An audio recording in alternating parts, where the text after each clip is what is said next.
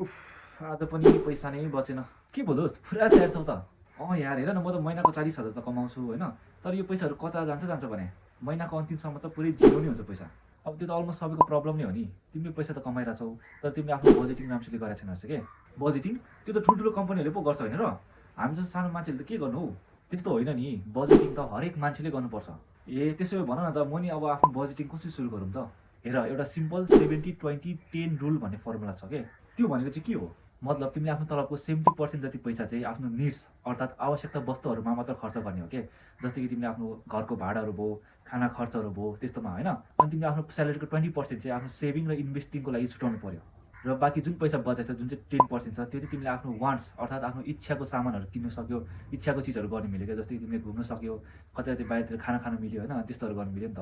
ओहो, त्यसो भए त मेरो पैसा नि बच्यो अनि टेन्सन पनि सकियो। त्यसो भए म नि अबबाट बजेटिङ सुरु गरिहाल्छु। त्यही भएर बजेटिङ सुरु गरिहाल ल। अनि यदि हजुरहरूले पनि गर्नु भएको छैन भने अहिलेबाट सुरु गरिहाल्नुहोस् त।